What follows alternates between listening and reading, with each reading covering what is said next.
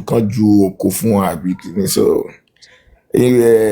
one of the main reasons tí ara ibi fi ń ṣe gbogbo nǹkan tó ń ṣe látọjọ́ ẹ̀ náà ni show tán fẹ́ ṣe, because he's been talking about it for, I thought I saw his video like last week tó lóun ń bọ̀ nílé òun bọ̀ wá ṣe show. So that is the reason tí Mr. ó ṣe show lówó rò àṣọ tá a ti san 5,000 fáwọn tó fẹ́ wo show gan, imagine irú ẹ̀ máa ṣe show kó máa tiẹ̀ sanwó fáwọn tó máa wá wo show instead kan sanwó ra ticket. Wọ́n tún fowó mobilize àwọn ẹ̀kan tún fáwọn èèyàn tó káwọn èèyàn bá tún wá. So you know ọ̀rọ̀ wọn ò tẹ̀ tó nǹkan téèyàn ń fúnra ẹ̀ ní stress. Ara ibi dẹ̀ ti hand over ẹ̀ lọ́wọ́ àwọn malian. So tẹ́ bá lọ rí Instagram àwọn èèyàn ti sọ fún wọn pé ta ló ń jẹ́ sáwọn èèyàn ṣì wà tó ń jẹ́ malian ṣá. So ó lóun ti hand over ẹ̀ lé wọn lọ́wọ́.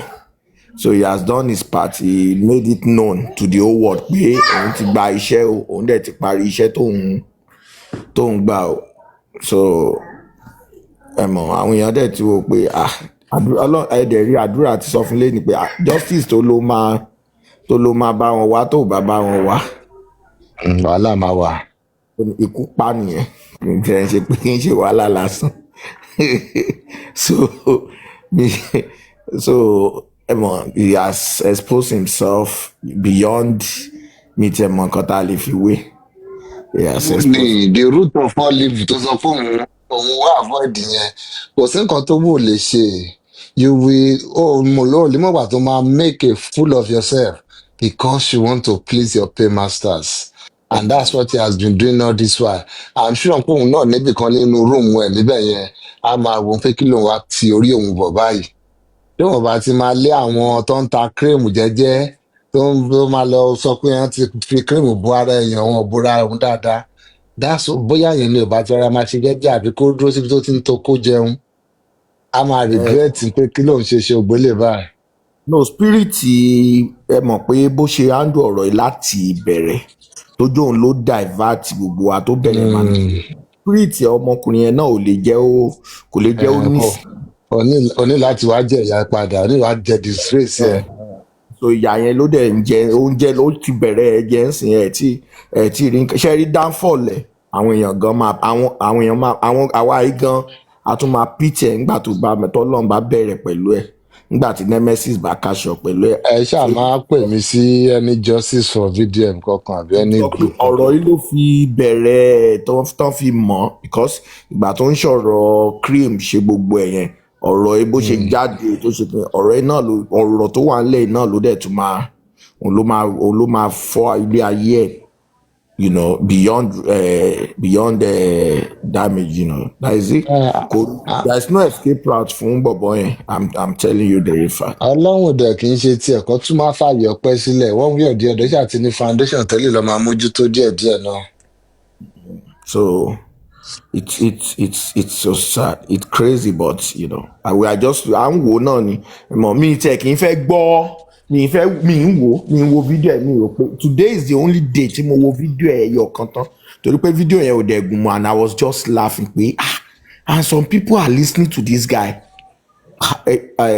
Àgbàdúrà ni ọmọ wa ò ní gọ̀ o àwa gan ò ní gọ̀ o àwọn ọmọ wa ò ní gọ̀ o ẹbí wa ò no àwọn èèyàn I don't know mi mọ bí táwọn kan kó ọpọlọ sí o I don't know.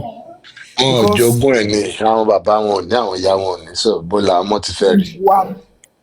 Mr. Pythagoras tẹ bá wo analysis tí bọ̀bọ̀ ìṣẹ̀lẹ̀ ni mo jẹ́ ń wò pé he was analysing pé okay wọ́n pé when mommy Liam was granting interview and she said Mo was, you know, ó lo ọ̀rọ̀ pé ó ní pé kán bá òun nídìí omi ó ní pé òun nídìí igbá so wọ́n wá ní ó dẹ̀ tún sọ́nù interview yẹn pé òun pé àdúrà ò síbẹ̀ òun lòún pe àdúrà wá sókè náà àdúrà náà nínú interview ó ní wọ́n pè ń wá sókè kò dárúkọ èèyàn tó pè ń wá sókè ó ní wọ́n pè ń wá ó lóun síbẹ̀ ó lóun ti padà sí kitchen oníbọ̀ ìyàwó ẹ̀ wà. ó lóun gbọ́ ariwo ó lóun pariwo náà. ó lóun gbọ́ ariwo ó lóun wá sí ẹ̀zálẹ̀ ó lóun wá sókè ó ní wọ́n ní kó ń bomi kínní but statement àdúrà wa sọ pé kò sọ̀rọ̀ mọ́ pé ọwọ́ ló fi ń describe. Now káti ẹ̀ wá gbà pé kò lè sọ̀rọ̀ mọ́. Somebody because nǹkan tí mo ń sọ yìí ó ṣe èmi tí mo ń sọ̀rọ̀ yìí rí. Funny enough ìta gbangba ló ti ṣe mí. Ìta gbangba, and I'm talking about maybe going to almost 20 years ago. 20 years ago. Ibi tó dẹ̀ ti ṣe mí, and kò nǹkan báyìí ò dẹ̀ ṣe mí láti gbà, but mo mọ reason tó fi ṣe mí because mi ì jẹun lọ́jọ́ yẹn, mi ì ṣe kankan, mo dẹ̀ bọ́ sínú ọkọ̀ yẹn kò ní AC, kò ní anything. So mo ti as in, and mo dẹ̀ wá ní ọkọ̀ yẹn for like over 4 to 5 hours, even 6 hours. Mi ì dẹ̀ jẹun. So ibi tí mo dẹ̀ ń lọ, so ìgbà tí mo débẹ̀ inú mi kàn wá ni. I fell down and mo dẹ̀ ọwọ́ àwọn èèyàn ní láti sá sẹ́yìn because ibi tí mo wà gan kò séèyàn tó mọ̀ mi. I was waiting for somebody there. Wọ́n sá sẹ́yìn. To God who made me, ọwọ́ ni mo fi ń describe mo fẹ́ mú mi. And there is a lady, that lady mi ilé gbàgbé, òun nìkan ló ní mind láti súnmọ́ mi. Tí mo ṣáà ń ṣe bí ilé mo fẹ́ mú mi, ó lọ mú omi wá, ìfà ó lọ mú milk wá, ó ṣe gbogbo ẹ̀, ìfà òun ló bọ́ ṣòkòtò, kò sí nǹkan tó ṣe mí o, and up to this moment mi experience ẹ̀, but pé inú mi kàn wá, ojú mi dẹ̀ pòyì, mo dẹ̀ I was like imagine pé èèyàn kan sọ pé ó lóun fẹ́ mú mi, èèyàn kan wá ní pé ó ń fọwọ́ describe gbogbo nǹkan tó ń sọ, ìwọ wá manipulate ẹ pé ṣèbí èèyàn kan sọ pé ó fẹ́ mú mi, èèyàn kan náà sọ pé ó fọwọ́ describe pé ó wá ń sọ pé pé ṣe ni mọ́mì Liam sọ pé ó sọ̀rọ̀ pé àdúrà sọ pé kò lè sọ̀rọ̀. I was like, are people dumb? Pé èèyàn fọwọ́ describe, is it not communication? Because nǹkan tí ìyá Liam sọ ni pé ó communicate pé òun fẹ́ mú mi, kò sọ pé ó pariwo àbó sọ̀rọ̀, ó ló sọ pé òun fẹ́ mú mi àbí pé kán bomi wá, kán ṣe gbá wá. Ẹnìyẹn náà dẹ̀ ni pé thank God pé àdúrà náà sọ ń bẹ̀, kò kàn sọ pé kò lè sọ̀rọ̀ lásán, ó ló ń fọwọ́ describe gbogbo nǹkan tó fẹ́. And you are now manipulating it, letting the whole world, telling your gullible people pé ṣèbí wọ́n ní kò lè sọ̀rọ̀, pé àbúrò ẹ̀ sọ pé kò lè sọ̀rọ̀, pọ́wọ́ ló fi ń describe, pé ìyàwó sọ pé ó ní pé òun fẹ́ pé òun nídìí omi. Wọ́n á wò pé ṣé èèyàn òun fọwọ́ sọ pé kán bá ń bomi wá ni, àbẹ́yàn ò lè fọwọ́ communicate, or as in, is it not part of communication? So those are the things tó jẹ́ pé this guy tó máa ń sọ, tó jẹ́ pé mi kì í lè wo fídíò ẹ̀ mi ní parọ́ fún yín, because mi rí reasonable person tó yẹ kó jókòó kí VDM dẹ̀ máa sọ̀rọ̀ with all his analysis kó dẹ̀ lóun fẹ́ máa gbọ́. I'm telling you, láti bó ṣe bẹ̀rẹ̀ ni o, ọjọ́ tó ti bẹ̀rẹ̀ tí mo ti rí inú ibi tó ń jókòó sí nínú kìnìún yẹn tó ti gbé pure water sẹ́nu, ọjọ́ yẹn mo ti mọ̀ pé no, this is a manipulator. So I've never for one second I said I want to listen to this guy. Even before this issue, even ìgbà gan tó ń sọ̀rọ̀ cream má ṣe cream, me believe it. I know this guy has studied the gullible Nigerians, has studied the foolish, because kì í ṣe gbogbo Nigeria ló foolish. So those foolish people tó jẹ́ pé especially tó bá kọ́kọ́ lè wọlé tó attack government pé kìnìkan, so àwọn lazy idiot kan wá ti wò pé okay, they don't even want to know. This is a guy tó ń ṣépè fún president. This is a guy no matter, but you know people don't even want to say nǹkan yìí ò normal, nǹkan yìí normal tó bá ṣáà ti jẹ́ pé ó bá ó kàn. So I just see people and I was like, no, this is very simple. Tí ẹ béèrè question lọ́wọ́ ara yín pé ẹni òun ló dá gbogbo ojú ẹjọ́ ìwú, ó lọ bring nǹkan tí ò tẹ̀ ẹ̀yẹ kan mú wá sí ẹjọ́ yẹn, ó dẹ̀ ṣe tán, ó lọ sápamọ́, kò dáhùn mọ́ for over a year. Now ó wá kù a week, a day, just less than 24 hours kan give verdict. Nígbà tán rí i pé náà gbogbo ọ̀nà tán fẹ́ gbà wọ́n ní wọ́n nídìí káwọn kan tó ti wá tẹ́lẹ̀ kan wá orí bíláwà tán ti ń kóṣe àwọn èèyàn lórí TikTok, tán ti ń ṣe gbogbo ẹ̀ just láti lè jẹ́ kí narrative wọn kó. But at the end of the day, nígbà tán wá rí i pé no, wọ́n ti mọ ibi tọ́rọ̀ ń lọ, this guy came from nowhere again. Ó dẹ̀ bẹ̀rẹ̀ sí manipulate. Now kò sí nǹkan méjì ni bọ̀bọ́ yìí ń ṣe. wọn ò fẹ́ kẹjọ́ ẹ̀ because the court has recommended pé kán lọ padà visit that bully kọ́ gbogbo àwọn tó give kínní tán mọ̀ wọn papọ̀ náà give evidence pé this guy was bullied. This guy wrote a petition. The judge mentioned pé he wrote a petition. Kí lẹ̀yin ọlọ́pàá sọ? Kí lẹ ṣe lé lórí? So he has let the whole world knows before his demise pé wọ́n bully òun. Kìtẹ́ntì ẹ̀ kọjá bully. Wọ́n mess them up emotionally, physically. Wọ́n harass ẹ̀, wọ́n assault ẹ̀. This is more than bully. Àwa gan la kàn wá lo the word bully la limit ẹ̀ sí bully. Wọ́n assault ẹ̀, wọ́n harass ẹ̀, wọ́n kò sí nǹkan tán ṣe fún to the extent a 27-year-old or 26 tó ti ní BP tí ó ti wà scared even to go to some places tó ti wà scared láti sọ pé òun fẹ́ ó tún wà ní abroad gan ẹ̀rù tún ń bà ó ní the security ó ti wá ní kinní láti lọ spiru kò lè lọ mọ́ kò lè gba wájú police station kọjá mọ́ because ó wò pé everybody tó wà lára ẹ̀ ló ti wá ń suspect. This is the same guy tó jẹ́ pé àtọ́jọ́ tán ti fún lómi mu ló ti ń pa ṣó wájú ọmọ bébì ni ló ti ń sọ pé no sẹ́ omi tó ń mu ìṣẹ́ àtìgbà yẹn ló dẹ̀ ti ń sọ pé mo dẹ̀ sọ statement kan nǹkan tó fi lè sọ pé èèyàn tó dìde tó fẹ́ lọ defend àwọn èèyàn ẹ̀ tó believe pé no we are one family let me go and defend them within 24 hours tí gbogbo nǹkan dẹ̀ change tí ò fẹ́ rí wọn sójú mọ́ to the extent èèyàn gan tó jẹ́ ọ̀gá rẹ́kọ́ lebẹ̀ ó lóun ò fẹ́ rí sójú ẹ mọ̀ pé ó mọ nǹkan tó ń sọ ó tún ṣe é ṣe ó tún lọ fi kọ orin kò kọ orin yẹn pamọ́ ó dárúkọ wọn ó dárúkọ rẹ́kọ́ lebẹ̀ wọn nínú orin yẹn so kí la tún wá so kò sí nǹkan tí wọ́n ti mọ̀ pé kíní ni pé number one wọn ò fẹ́ kẹjọ́ yẹn wọn ò fẹ́ kán revisit ẹ̀ wọn ò fẹ́ so wọn ò dẹ̀ fẹ́ kí ẹjọ́ yẹn kó dé court even including the father and that let's be realistic because you know Sister Temi was talking earlier pé pé àbí ó bá kì í ṣe Josie tí Josie mọ gbogbo nǹkan tó ń ṣe Josie is not stupid Josie is not stupid at all. He knows what he's doing and he knew the reason why he's doing it.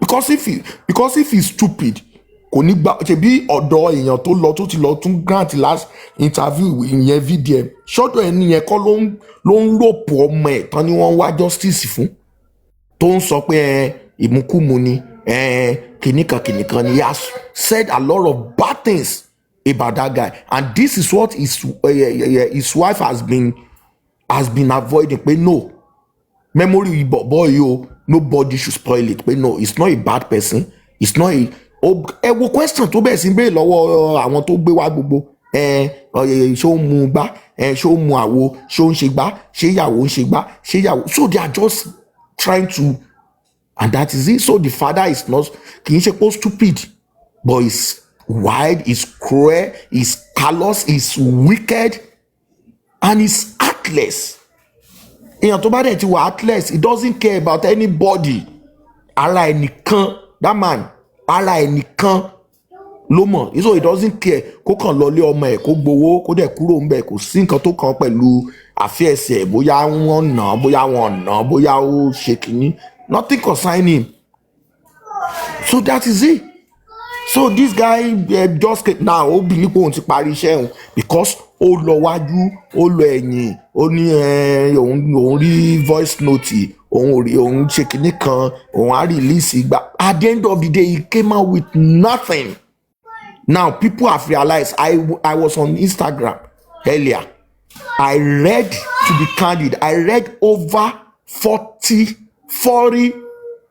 comments ẹyọ kan náà ẹbí eléyìí kò support VDM ṣe náà ń fún lépè tán ń bu tán sọ pé àwùjọ everybody ti clear over 40 kí n tó kúrò ń bẹ̀ pé are you for real so he has gotten to that point ó ti expose ara ẹ̀ ó ti ṣe so many things ṣe rí gbogbo àṣìṣe àwa bẹ díẹ̀ nǹkan tó wá kù fún sí ni pé àṣìṣe kó wá máa fọwọ́ ara ẹ̀ ṣera ẹ lọ kọ́lẹ̀ you will see because nǹkan tí ara tí bọ̀bọ̀ ẹ̀ dá òun gan ò lè lọ láì jẹ̀yà ẹ̀ that is it but for àwọn ará ibi àwọn gan mọ̀ pé ó ti tán fún wọn it's over for them wọn ò dẹ̀ lè lọ náà láì jẹ̀yà iṣẹ́ ọwọ́ wọn that is it why tẹ́ fi ń try bọ̀bọ̀ ẹ̀ tún ṣe nọ́ọ̀sì tó fẹ́nu ara ẹ̀ jẹ́wọ́ tilẹ̀ ẹjọ́ dẹ̀ confam ẹ̀ pé no o tún try láti exonerate nurse wọ́n fẹ́ dà á lé lórí why tẹ́ ẹ̀ fi fẹ́ kí ẹjọ́ yìí lórí platform yẹn a ti ń sọ tipẹ́ pé ẹ dá gbogbo àrà tó bá wù yín corona ṣáà máa parí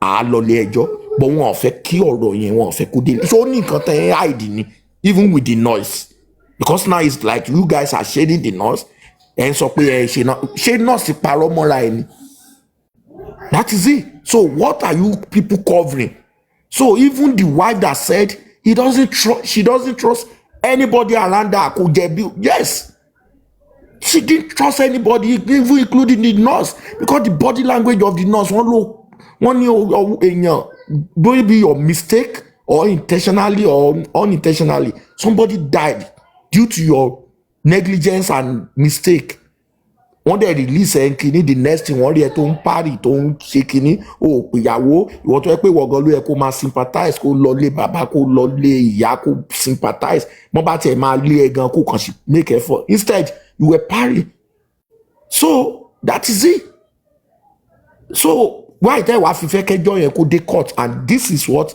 VDM is doing ẹ wo time tó ti waste nsìn cause wọ́n ṣe kúrò náà ikọ̀ the next thing ni pé okay o then the father ó ti mọ̀ because wọ́n ti indict ẹ̀ wọ́n ti jẹ́ kó yẹ pé kí ilé ẹjọ́ tó lè sọ pé kò bá òfin Lagos state mu for you láti lọ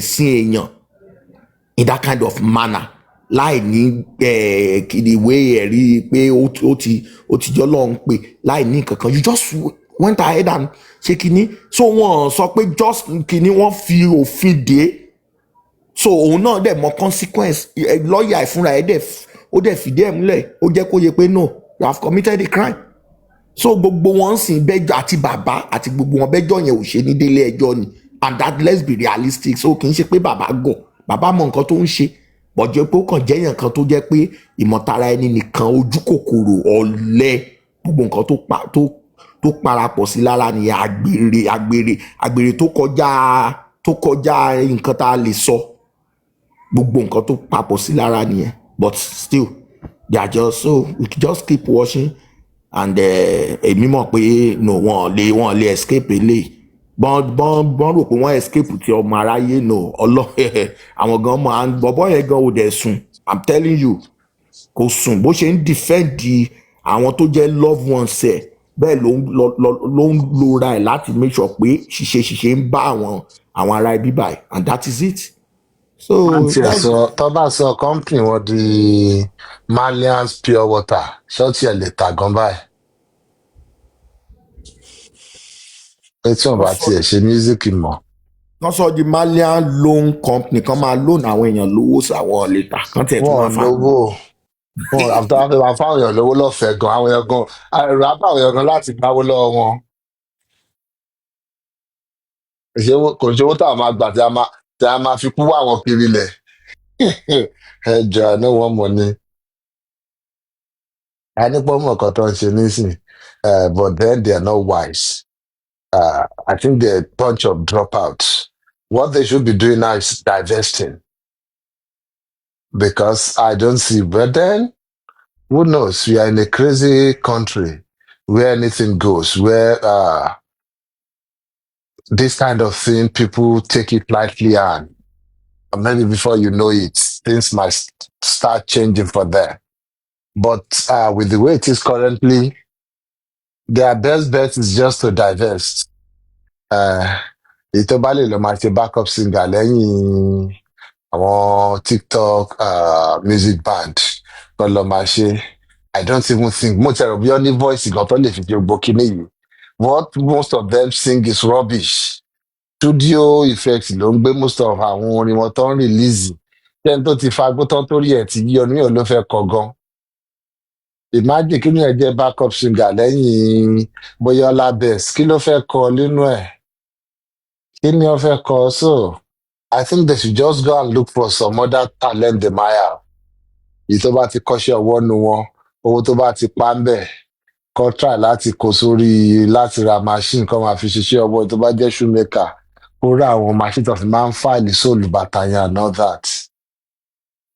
That's what they should be doing. Bàǹkó bóyá music mo rọ̀ bí ó lè make ẹ̀ mọ́ nínú nàìjíríà yẹn pẹ̀lú music. They should look into some other things kọ́ gba àwọn business ṣé experts pé kọ́ advice ṣé wọn. pé ṣé pé kárí àwọn ti parí nìyẹn. Ẹ bá ń gbọ́ ṣó ti tán nìyẹn, ṣó ti ó yá ti tán ó nìyẹn, ti finish. ó ti tán fún wọn. it has finished. Àwọn àìtè mọ̀ nǹkan tó ń ṣe right now kọ́ ètò àwọn ìmọ̀ bó jẹ́ stock lọ́ máa lọ kó wọn sí, ọjọ́ kò sílé kọ́ máa fagbó wọn. Tí stock bá tó bá yí di interest fún wọn ẹ̀ kọ́ máa fi interest orí ẹ̀ kọ́ máa fi fagbó nítorí bí nǹkan tó wálé ayé wá fà nìyẹn.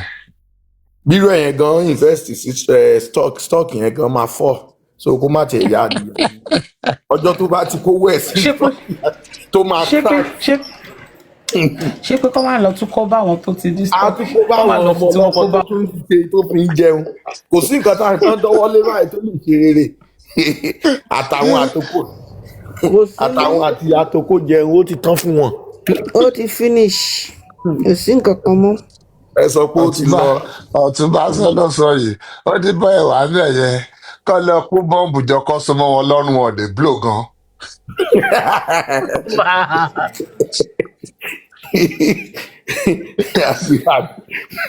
blower ni. Ọ̀ lè blow wọ́n ti kọ́ kó wọ́n ti bọ́ǹbù wọ́n sí ti wọn lára gan. wọ́n ti ṣèkà fọ́mọ wọ́n ti ṣèkà fún àyànfẹ́ ọlọ́run so wọ́n ti ṣe ọlọ́run bó ṣe wà yẹn. wọ́n ṣe ọlọ́run Mm. wọ́n ṣe ọlọ́run wọ́n ṣe ọlọ́run tán wọ́n tún ṣe èèyàn wọ́n tún ṣe ìkúlẹ̀ abiyamọ in fact. wọ́n máa ẹ̀ṣẹ̀ wọn pọ̀ gan. ìyẹn eléyìí tá a rí gan mi ì mọ báwọn èèyàn eléyìí tá a fojú rí tá a fojú rí nígbà tó ọmọ bá wà ń kí ẹ àríyàn dá.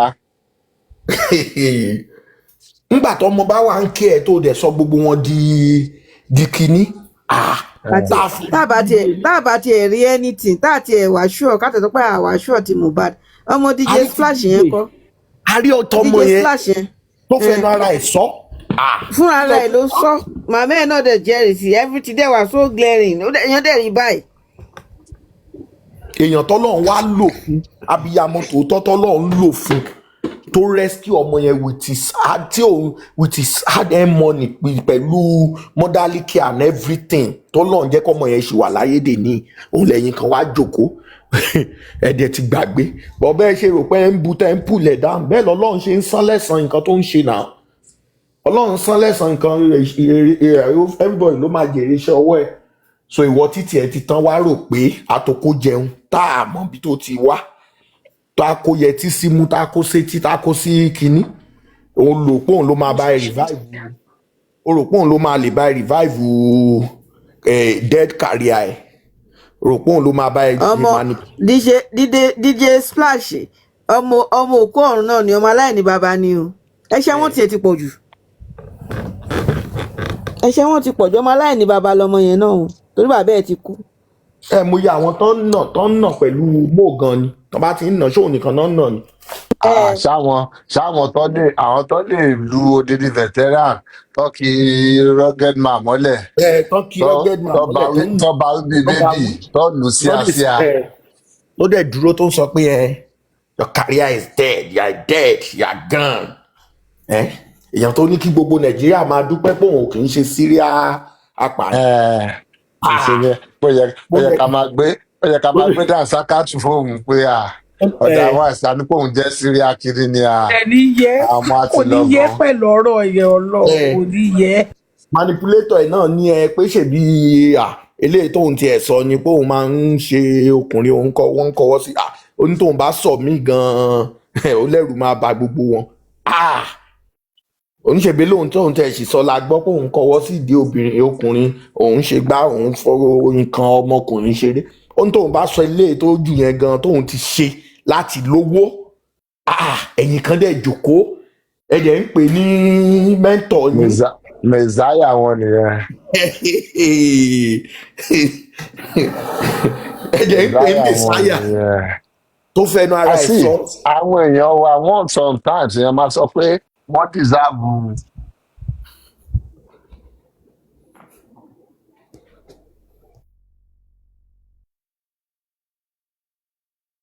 àwọn èèyàn wá ń gbà mí èèyàn fẹ́ẹ́ ní support deserve àwọn gbogbo àwọn wèrè gbogbo àwọn wèrè tó ń dá àwọn ríboríbo yìí nítorí ẹni ìmọ̀ bíi tí ẹ ti máa ríro àwọn èèyàn báyìí clearly you can see that these people are evil. You can see that these people don't mean well for you guys. But then you will still find a way of supporting them because you feel you can get some thousands, some naira, some influence through their own influence. And the system is allowing them to thrive. So, all these are in a way. Ọlọ́run má jẹ́ ọ̀pọ̀ ara wọn tán ṣá. Ibi tó bá ṣera wọn léṣe dé, wọ́n á pick ara wọn from there. I don't see why anybody should be listening to that very dirty boy at all. Tó fi lè fi pé òun ti ní influence, òun lòun ní media, òun play chess, nígbà táwọn kan play checkers. Yẹn ní lára pé ọ̀dẹ̀ ni. So does it mean one game is superior to the other? No, it's because he doesn't even understand what checkers and chess are altogether. Exactly. There are different strategies, different games. Exactly. That doesn't mean chess is superior to checkers. Just the same way you can say, oh, playing snake and ladder is superior to playing Ludo. Exactly. The only message you just pass there is that you are playing games with them. You are not being real. You are not being factual. You are comfortably won't play game. That is just what you are trying to pass. And you can boldly within 2 years of coming to social media, you started bragging. I'm the biggest. I'm the kinikan, my back. I don't know where he buys this audacity from. The way he tries to call out people like you want to force their hand to do something. The other interview at Timongo, only I want to ring àdúrà ti ṣe interview. Òun rí pé Linda Kejì post here. Òun dẹ̀ make sure òun dẹ̀ rí pé Linda Kejì ò post nǹkan tóun ṣe láti ọjọ́ ẹ̀. Òun sì máa interview Linda Kejì dẹ̀ gbọ́dọ̀ post here. What is wrong with this boy? What do they think he is? Kí ni wọ́n gbé fún jẹ náà? Nǹkan tó jẹ yẹn náà ẹ mọ̀ pé bàbá ẹ̀ ti ní kó lọ shrine so nǹkan tó jẹ ló ń. Fẹ́ fọ́ sí oní platform pé tọ́rọ post interview èèyàn kan. I think he has something for women anyway. That's by the side. Oh no, that is. I don't know why you have to pick on Linda Kejì pé torí kò post interview ó post àdúrà gbọ́dọ̀ lọ máa post àwọn interview tí ọba ṣe ń ṣe àbíyàn kan bẹ́ẹ̀ yẹn. Mr. Pythagoras, that is not even a question nípa pé bóyá ó ní nǹkan against obìnrin yẹn. Anybody tó bá ti gbé ìgbé ayé tóun fúnra ìfẹnu sọ pé òun gbérí yẹn wọn kì í nífẹ̀ẹ́ obìnrin torí nǹkan tọ́lọ́run dá obìnrin láti ṣe làwọn lọ ń ṣe. So people like that, you can see them regard women or they are 1-8 because big ìgbà tó jẹ́ pé they as in I don't know, maybe it's heaviness because they are into the same business pé tọ́lọ́ tó jẹ́ pé obìnrin lọ́lọ́. No, I think his mother failed him at a point in life and he has never forgiven his mother for that. And he's transferring the aggression or the anger on every other woman to Barry. Not only his mother, I mean anybody tó bá rí bọ̀bọ́ yẹn ti mọ̀ rejected ọmọ ni because up to today now ó jẹ́ èèyàn kan tó yẹ pé tó bá mi rò pé ó ní ordinary school sat ó level lásán mi rò pé ó ní let alone having a job, let alone he has never come out and say I've lived this life before tá a kàn lè sọ pé ó gbégbé ayé gidi rí àbó rìn nírìn kan gidi gbogbo nǹkan tá a lè trace ẹ̀ mọ́ náà ni a wretched life, I mean careless and crazy life. So definitely ó ti ń ṣe láti bóyá àtìgbà tán ti bí náà tiẹ̀ ti wò pé this is a rejected child. So and that is the reason tó yẹ pé up to today he doesn't even care about ìyá àbí pé bàbá àbí pé kí ni all what he care because kan náà tó wá sórí social media tó lọ ń jà ó kàn rí pé òun ìjà náà ni kì í ṣe pé bóyá a rí ọwọ́ ìtọ́jú kankan àbí anything lọ́wọ́ lára anybody. So it's just a rejected child tó yẹ pé èèyàn kan ò lè jáde láti proudly sọ pé extended family ẹ̀ ni mí ọmọ bàbá ẹ̀ àbí ọmọ ìyá ẹ̀ or whatever. Nobody. It's just a rejected child that doesn't have parental care, no parental kìíní kankan because ẹni ọmọ tó yóò bá lè látọjọ́ tó ti wà lórí social media tí ò tiẹ̀ lè wá sọ fún wa pé when I was in high school my father used to care for me, my mother used to, tí ò tiẹ̀ lè sọ̀rọ̀ kan tá a tiẹ̀ sọ pé ní just a little good upbringing kankan. So he has been rejected, neglected, maybe from his, in fact, so he has never lived a good life, and that is just it. And reason tó fi lè wá pé the next thing tó ń lè ṣe mọ èjì tó ti máa ṣe nǹkan tá à ń sọ yìí it's just 29 years now, so definitely àdìbóyá kò tẹ̀ tí pé 20 tó ti lọ ń gbókùnrin ẹgbẹ́ ẹ̀ tó ti lọ tán ti ń kọwọ́ sí díẹ̀ gẹ́gẹ́ bó ṣe sọ fúnra ẹ̀, it's not allegedly ẹnu ara ẹ̀ ló fi sọ, tó ti ń tọwọ́ bọ̀ ń di tó ti lọ ń so bóyá kò tẹ̀ tí pọ̀ mọ́ 20 years because how old is he? So for you to know the kind of life ìgbé ayé tó ti gbé. Yeah, he was definitely dejected. He was definitely kò ní ẹni ìtọ́jú òbí kankan lọ́wọ́ lára. So ìyẹn ló wá ń fi kanra mọ́ the whole world. No, we are not responsible for your misfortune. I can boldly tell you, this boy does not know anything. He can't define love. Kò ní idea love. Kò mọ nǹkan tó ń jẹ́ ìfẹ́. Nobody has ever shown him love. All what he has experienced is that kò ń ṣe nǹkan for money. So pé wọ́n nífẹ̀ẹ́ èèyàn unconditionally.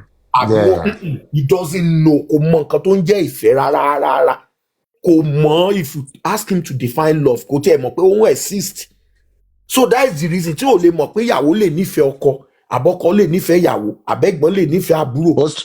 Ó strange sí. Exactly, reason tó fi lè rò pé bó ṣe wà yẹn ó believe pé àdúrà kò mọ nǹkan tó ń jẹ́ ìfẹ́, pé ó nífẹ̀ẹ́ Mohbad, kò mọ̀ pé ìfẹ́ wà náà. So ṣé èèyàn tí ò mọ̀ pé ìfẹ́ wà ló lè ronú débi pé ọmọ ìyá ẹgbẹ́ ẹ̀ mà ni ó mà ti ń tẹ̀lé kiri láti kékeré náà mà ti ń kóra wọn kiri, wọ́n mà nífẹ̀ẹ́ ara wọn ló ṣe ń gbé pẹ̀lú ẹ̀. Kò lérò pé ọmọ ìyá àdéjọ 14 lòun àti bọ̀bọ́ ẹ̀ mà ti jọ ń gbéra wọn kiri as boyfriend girlfriend, tó mà lọ school tó tún padà wá tó tán nà wọ́n papọ̀, tó wo fídíò ibi tí wọ́n ti ń nà wọ́n tí tọmọ ẹ̀ ní pé tó sáàárín wọn tó ṣe gbogbo ẹ̀. He doesn't know what is called love. Ó kàn rò pé gbogbo èèyàn torí nǹkan tó ń jẹ ni àbí kìíní kan, so kò mọ nǹkan tó ń jẹ́ ìfẹ́. Ó strange sí, ó wò pé kò exist. So reason yẹn tó kàn lè jáde sọ̀rọ̀ sóbìnrin, sọ̀rọ̀ sẹ́nibọ́dì, kò mọ anything that is called love. Kò experience ẹ̀ rí, kò séèyàn tó fìfẹ́ wọn rí, wọn fìfẹ́ brought ẹ̀ up, wọn fìfẹ́ train ẹ̀, so he doesn't have the idea. Kò ní school knowledge, wọn kò tún lọ school, tó yẹ bí tó bá tún lọ school gan a tún ní experience ẹ̀ díẹ̀díẹ̀ àríkà nínú àkọlára àwọn èèyàn. Exactly. So that is it. That is the kind of person he is. And it's so sad pé adẹ̀ ń worú èèyàn bẹ́ẹ̀ ní society wa. This guy was cursing Abike Dabiri. No matter how that person, how bad that woman is, tí ẹ wo àwọn tí woman yẹn ti lọ ọ́fíìsì ẹ̀ láti rescue, láti help. Nǹkan tí woman yẹn ti achieve, táwọn ọmọ yẹn ti achieve, generation four generation ò lè achieve ẹ̀. You came out and you were cursing her. So èèyàn mélòó ni ò ti ṣépè fún? This is the same person. Okay, kí la tún tún wá? Èèyàn tó ṣe fídíò tán gbé wá sẹ́kọ̀ọ́ tó ní ẹ wo ilé tí Davido room tó gbà fóun o, oúnjẹ lóun ti ń jẹ látàná, kò sóúnjẹ tóun ti jẹ, courtesy of Davido ló ń ra fóun o, òun ò ná £1 o, ó gbé private jet. Ṣèbóun ló dé lánàá tó sọ pé Davido òun ò jẹ £1 ìrìpò wàrà lòun fi gba òtẹ́. Ṣérú ẹni yẹn ló yẹ káwọn èèyàn máa tẹ̀lé? Èèyàn tá a sọ̀rọ̀ lénìí tó wá jẹ́ pé kìíní tá a sọ nǹkan míì lọ́la.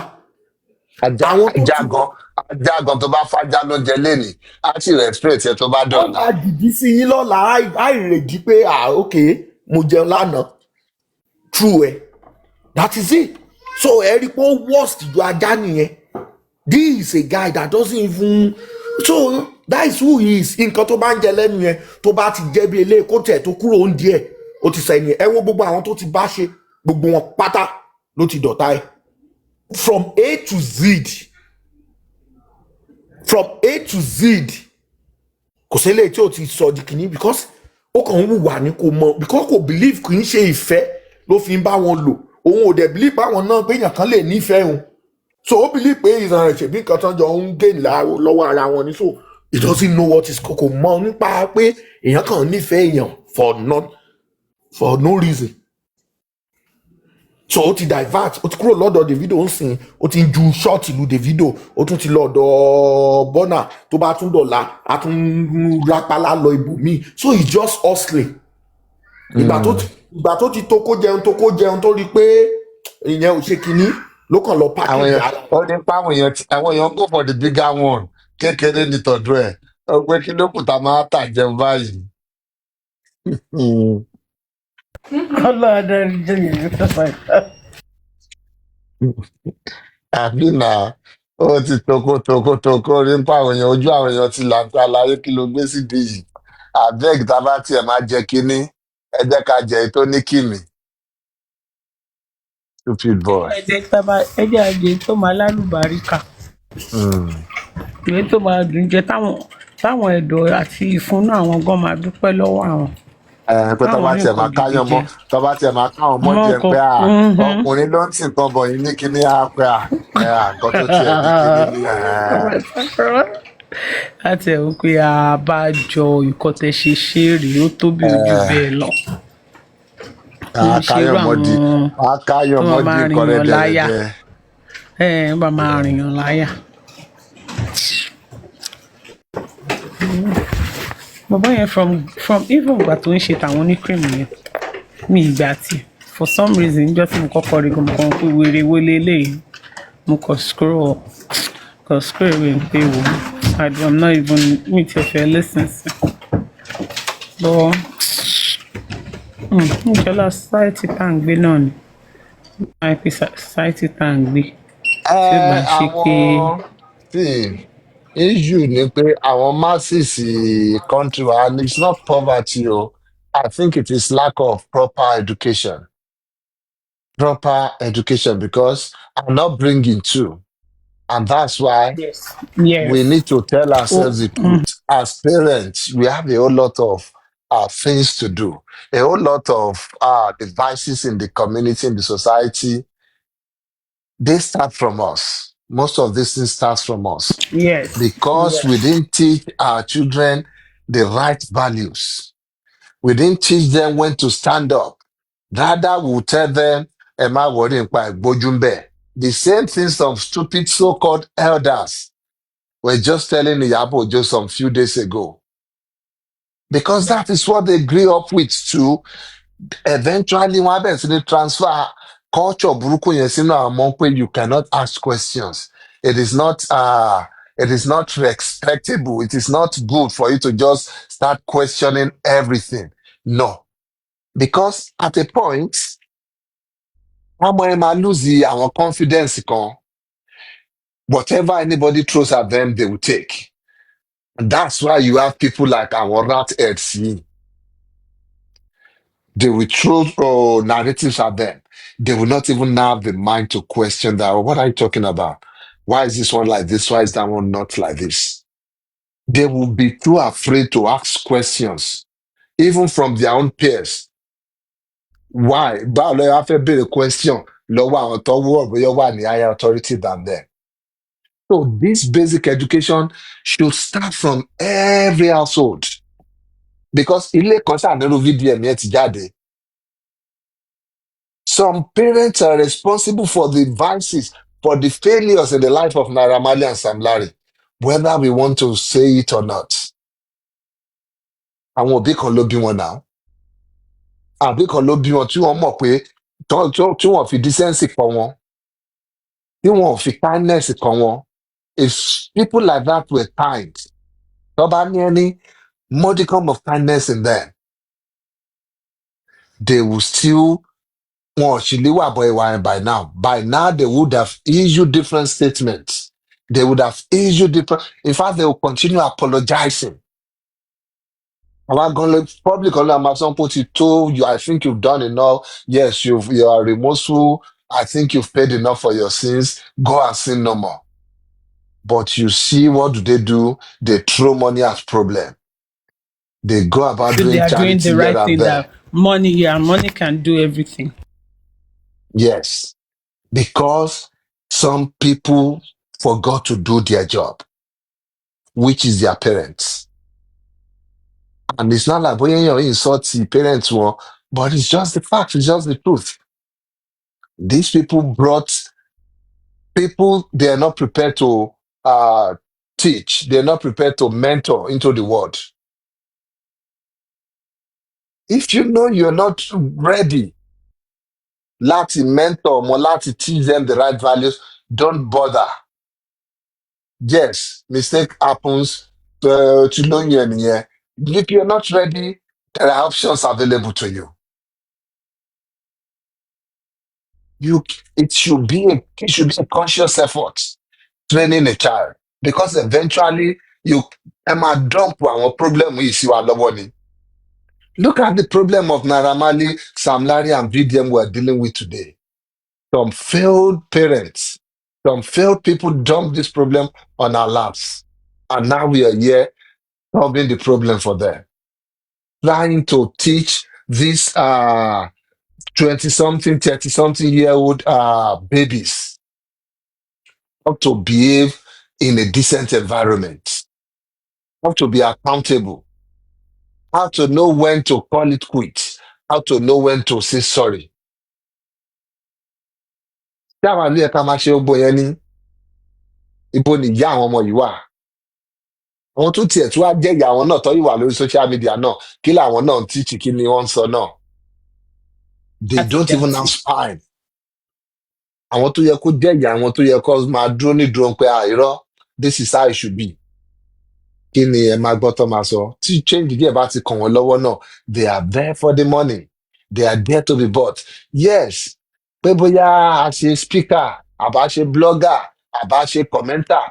Yes, you can do it for monetary values if you want, but that should not take away your inner values. That should not take away. Oh, lè sọ pé nítorí wọ́n gbé owó fún ẹ sí yìí pé ó yá kó lọ pààyàn, kó lọ pa náà, because you have that value in you and pé no, ẹ máa mówó yín lọ, tàbá ní nǹkan mi tẹ̀lé tí mo lè ṣe fún yín. Maybe I can do it for the money, but pé bóyá kí lọ ṣe kọ́ bá no, I can do it. But ṣáà màmá wọn ní values, báà làwọn ọmọ ṣe fẹ́ ni. Ọkọ̀ tó bá wo irú àwọn ọ̀rọ̀ àwọn fídíò ẹ̀mí ẹgbà míì tí bá ti wò ó wọ lọ síwájú rò lọ sẹ́yìn, màá kàn tún rántí pé ibo làwọn ọmọ ìgan tiẹ̀ ti wá ná. Ká lè pe àwọn ọmọ mi wọ́n sí meeting, ká sọ fún wọn pé ṣe rí life yín lóde. Look at the mess you've created in the society. Àmọ́ tí wọn lè just come out and say, yes, you know what, ti mess up. I messed up here. Because at the end of the day, we all have that tendencies to misbehave. We all have the tendency to go out of character. But the good values in us will now give us the time to reflect on our choices, on our decisions, and wherever we sin that we're laying wrong, we apologize for it. We take responsibility for it, and we move towards the opposite direction. But these kids, they have none of these things. So, if any parent were in the house, please take your time on these kids. Take your time. Because it starts from one household. Ilé kan ló dá wàhálà Naira Marley yẹn sílẹ̀ tí gbogbo UK ò lè solve with all their best correctional facilities, psychologists, and everybody in the environment. They have to say, you know what, you can't stay here. We don't have solution for you. Wọ́n fi dá sí wa lọ́rùn. Òun ní pàlàpàlà tó wà lẹ́yìn. Ìyá Naira Marley, wherever you are, àti bàbá, you have failed. Tonight, if you're hearing this or whenever you're hearing this, ẹ wá bí kan kẹ́ lọ dúró sí, kẹ́ lọ jókòó sí, kẹ́ sunkún bí 2 hours. Kẹ́ sunkún 2 hours. Gbogbo ẹlẹ́dàá àwọn tọmọ yín àtàwọn èèyàn tọmọ yín tó ti fún ní one concern or upsetting moment, you should apologize for ẹlẹ́dàá wọn. You guys failed and you failed woefully. The same way bí kí ló ti ń porúkọ ẹ̀ Joseph Aloba ṣe fail nígbà tọmọ tí ẹ kú. Ẹ̀yin fẹ́ ọmọ tí yìí wá, you still have the chance to correct now. Yes, bóyá wọn lè gbọ́ sí lẹ́nu mọ́, but you can come out and tell them. Téèyàn bá gbọ́ sí lẹ́nu kọ̀rọ̀, ẹ pariwo wọn síta. Ẹ pariwo wọn síta pé mo ti bọ́ ọmọ ìsọ, mo ti bá sọ ọmọ ìfẹ́ pa yín o. Bóyá àwọn So society. ti late. It's too late for Naira Marley àti yẹ. Ọmọ tí UK tó dìdí gbé lọ́lé. Tán dìdí gbé lọ́lé. Kí ìyá ẹ̀ bọ́ síta kó wá parun páyé òun ti bàjẹ́, ọmọ òun ti báyé òun jẹ́ náà.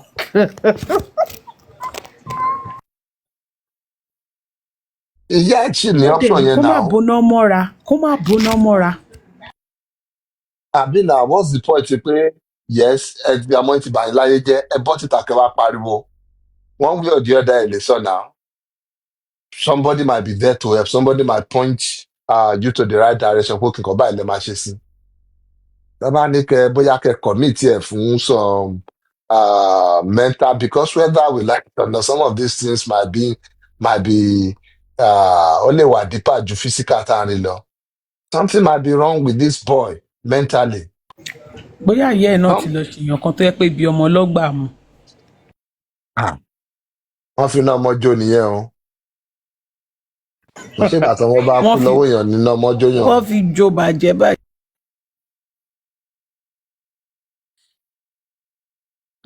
Táwa appreciate the effort you are putting into it to not being a serial killer. Ṣọ́rọ̀ nìyẹn, is that common sense? Pé you are putting effort in pé tẹ bá mọ nǹkan tí mo ń ṣe on a daily basis pé mo fẹ́ pààyàn lénìí ṣe ilé ẹ̀kẹ́ gbé àwọ́dì fún mi. Basically that's what he's telling us. Ní pé everyday tóun bá jí o, the urge is always there. And then what he's trying to tell us is that was his mission before coming down to Nigeria. That was his number one mission. Nǹkan tó fẹ́ wá ṣe nìyẹn. So maybe in one way or the other, ó wá divert ẹ lọ another angle. Kì í ṣe pé indirectly náà kì í ṣe nǹkan náà tá a lè pè náà nìyẹn. Because àwọn tó ti pa sáyé àtàwọn míì gan tá a mọ̀ gan tó yẹ pé kínní mélòó la lè kàn. Náà ló tún sọ fún wa pé wọ́n wé ọ̀dọ́ ọ̀tọ̀ ni mission nígbà tó ń padà bọ̀ Nàìjà, bóyá mission gangan tó ní nìyẹn pé so òun ló ṣe ní ká máa, because ó ti wá rò pé it's a big achievement fóun kàn gbé ìbọn kóun máa pààyàn kiri. So that means mission gangan yẹn pé ibi tóun lọ yìí o, òun fẹ́ máa wọnú ilé kóun lọ máa máwọn èèyàn bá lẹ́nu. So bóyá ìgbà tó kàn wá rí opportunity pé okay òun lè gba another route, òun ló ṣe wá ń wò pé it's a big achievement pé tó bá jẹ́ nǹkan tó ń plan wá ni ní dúró. So that is what he's trying to tell us. Ẹ wá ń complain pé mo ṣe bákan, ẹ̀ tí ẹ kínú yín máa dùn pé mo ò ṣe ju wọn bá tí mo ń ṣe yìí lọ́gán. Imagine that. But then the society náà sì máa ṣe kí ni, wọ́n á tún celebrate wọn ṣe báwọn lórí burúkú náà ló máa lọ sí comment section wọn káti ẹgbàá pé ṣe ló ń ra àwọn comment yìí and all that, but you still see 1 or 2 or even 10 or 20 people ní comment section tó a máa èlé wọn tó a máa nọ́ọ̀jì wọn pé yá ẹnì ṣó ń bẹ̀, you are saying the truth, VDM is our saviour. Mo wà ní life Thunderfire. That woman called Thunderfire, somebody needs to check her into a mental facility or something. I'm saying this in English so that in case she's somewhere listening to this, she can understand. Number one, you know nothing about this case. One would think that because you're, should I say, what's the right word now?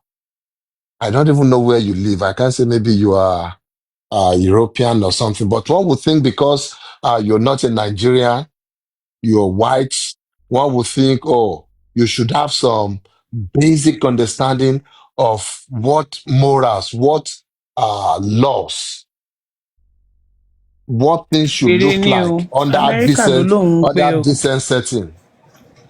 America ló lóun gbé veteran ni wèrè tó parẹ́ o, veteran mi ìmọ̀ tí mo kọ́ tẹ́ ló sọ o.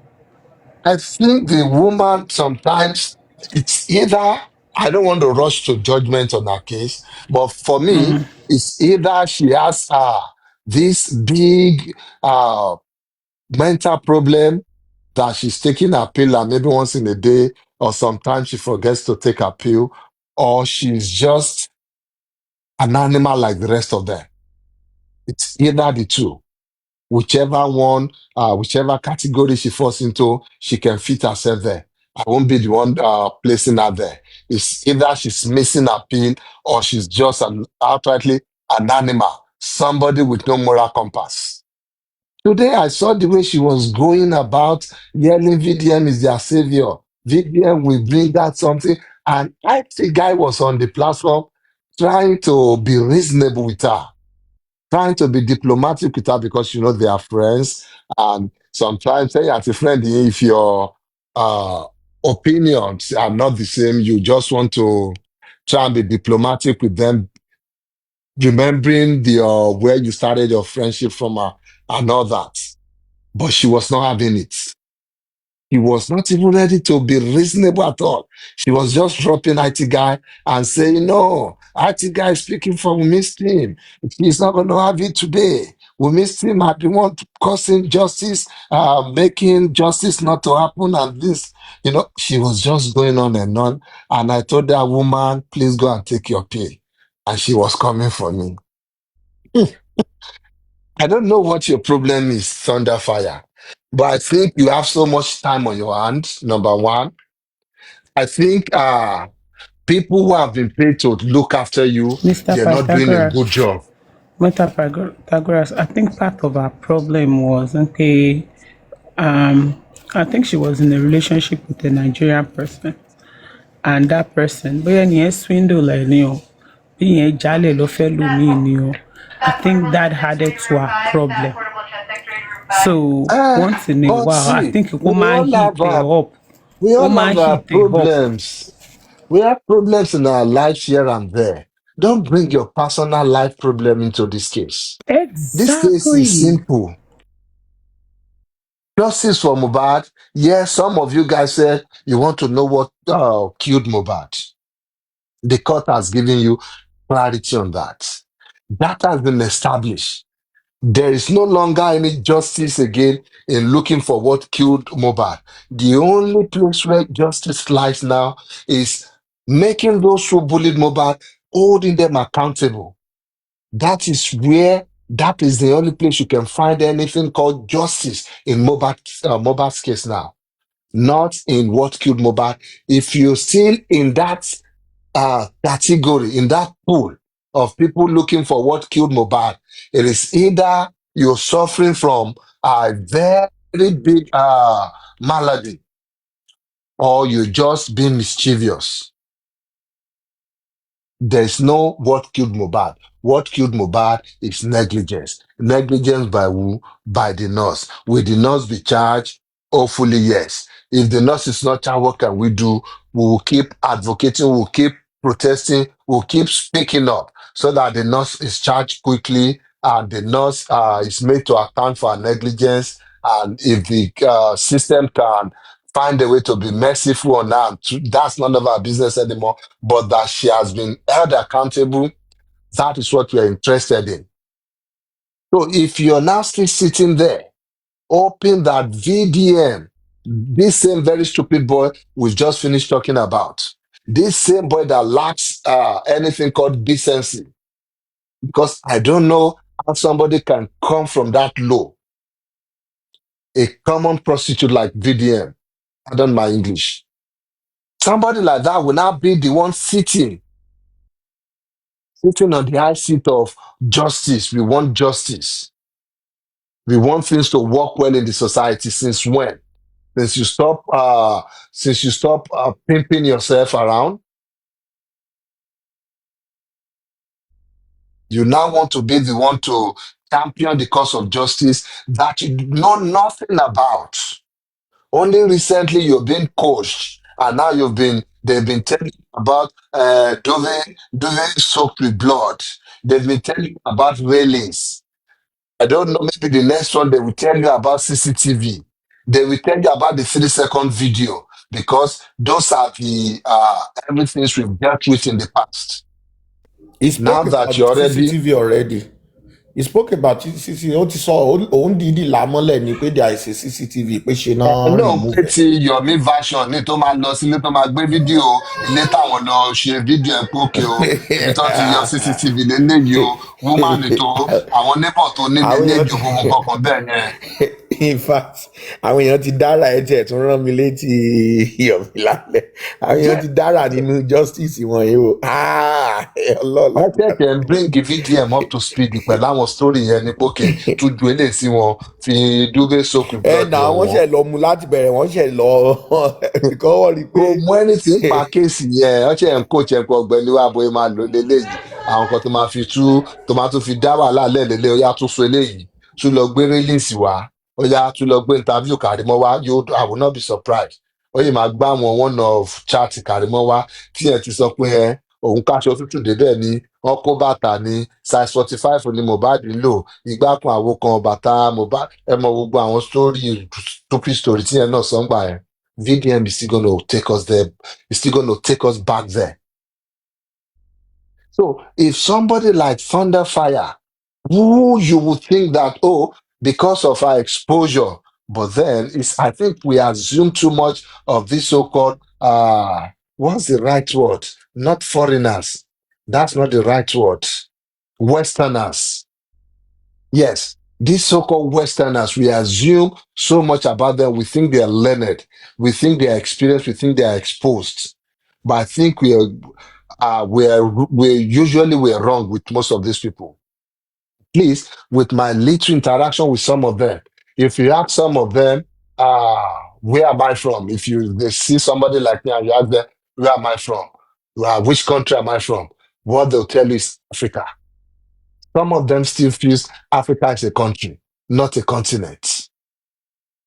Because they are not exposed. Well, all they teach them about is their own history. They teach them about how their forefathers went about colonizing people and all that. So most of them, wọn kúrò ní town wọn gan, ibẹ̀ lọ dàgbà síbẹ̀ lọ ti lọ high school, ibẹ̀ lọ ti marry, ibẹ̀ lọ ti live gbogbo life wọn. So, but because we see them, oh, this one is a white man, is a this, we táwọn tí fear ẹ ti they ń are da most of exposed. them ò kúrò ní street wọn sà ìmí ò kúrò ní just that his environment from one Aha. his area á lóun ò lọ north side òun ò lọ west side òun ò débẹ̀ rí Yes. èèyàn most of them ò mọ nǹkan tó ń jẹ́ international passport wọn ò mọ bọ́n travelling ṣe rí they don't even They have don't. I'm telling you and these are the kind of people that will just come and àwọn èèyàn tán bá tó bá ṣáà ti ti gbọ́ pé sọ̀rọ̀, abroad àwa náà wà wò wọ́n á ti wò pé yeah. ará ìlú Because òyìnbó they are ó ti mọ fluent. gbogbo òfin.